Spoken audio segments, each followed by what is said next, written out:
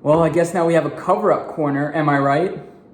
Hey guys, what's up? My name is Anthony, and welcome to another edition of BNA Sports Talk. And today, what I want to talk about is Ezekiel Elliott. But before we get into that, I want to discuss some Giants news just for about a minute, because Nate Solder said the NFL has to do their job, and all these protocols and things like that. I understand he's right about this, but the players are culpable too. The NFL, they can do all these screens and plexiglass and all these things, but the players cannot go out partying.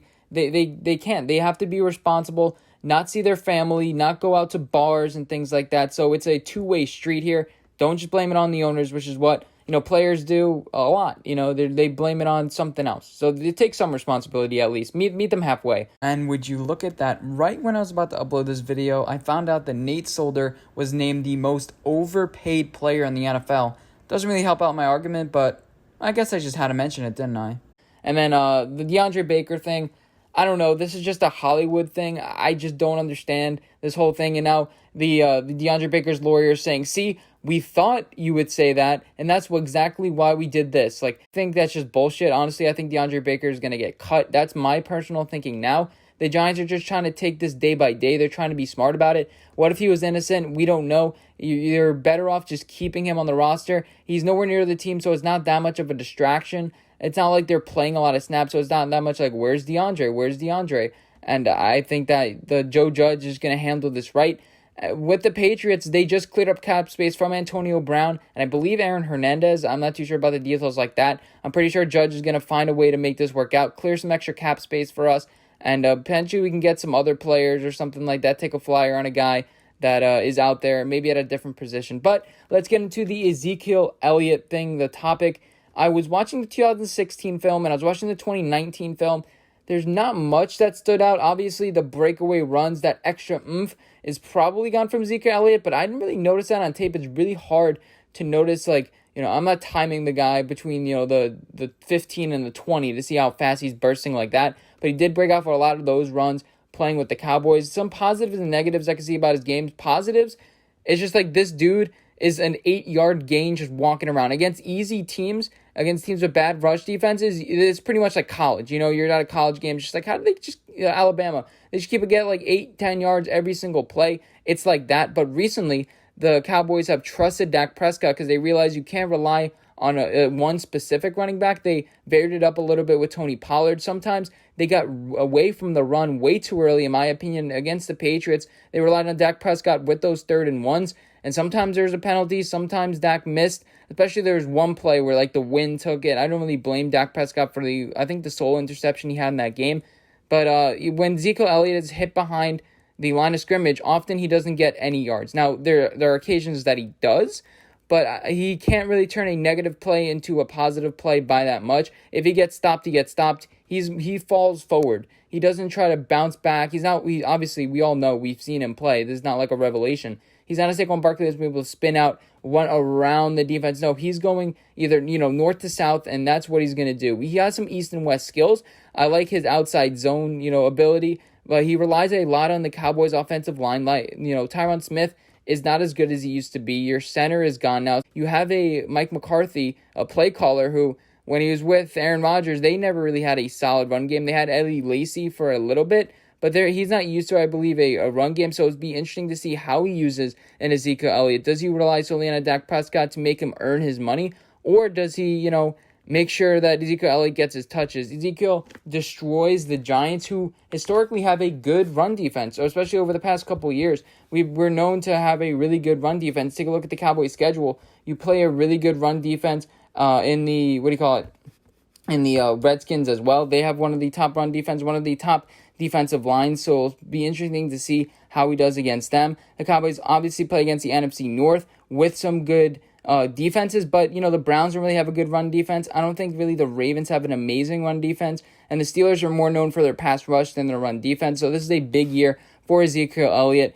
The thing is, when he stopped before the line of scrimmage, he sucks. He's not really good at all. He can break some tackles, not great. He also has had a fumbling issue over the past couple of years that is kind of worrying. You have a Saquon who never lets the ball hit the ground. Ezekiel Elliott had 6 fumbles in 2018, and then 3 fumbles last year. One of them I saw against the Patriots wasn't really a fumble, but he needs to work on his ball security. Sometimes he's just hanging onto the ball. It feels like a thread in the middle of just the defense. I don't understand what he's doing. It's just like, hold on to the ball. But he had an off year in 2017, rebounded in 2018, so he's due to rebound this year. He has a big contract. Last year, he only averaged 85 yards per game. And again, I think that's because they went to Dak Prescott. I don't see much of a regression. I'll put it up side by side.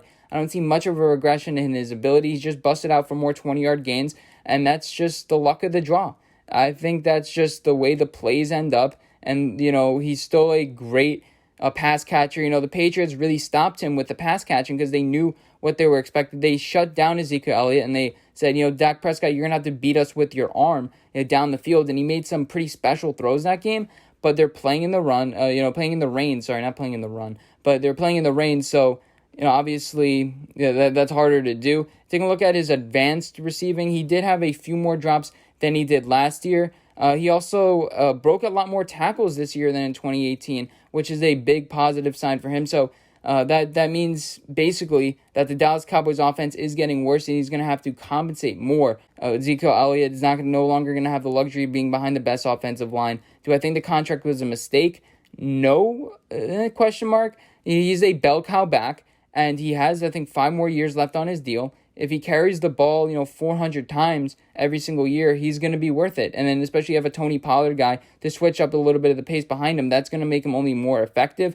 I still stand by ranking Dallas Cowboys as the number 3 rushing attack. As far as, running back and all the skill positions, I think they'll have a better offensive line, which is why I think they'll have the better run game. But, his yards per attempt were 4.5, which is almost the lowest in his career, and they're relying on him less and less, which maybe the thing about Ezekiel Elliott, he strives on just bruising people.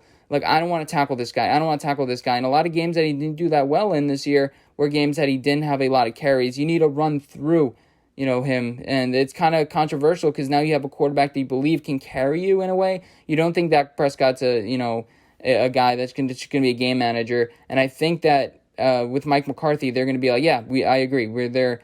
He can carry this team because he's used to an Aaron Rodgers. He's not really used to a guy that's just going to be passive and dumping the ball off. I think we're going to see a lot of deep plays, especially with the new acquisition of CeeDee Lamb. And I think that Ezekiel Elliott's numbers are going to go down this year. But again, I don't see that much of a regression from Ezekiel Elliott.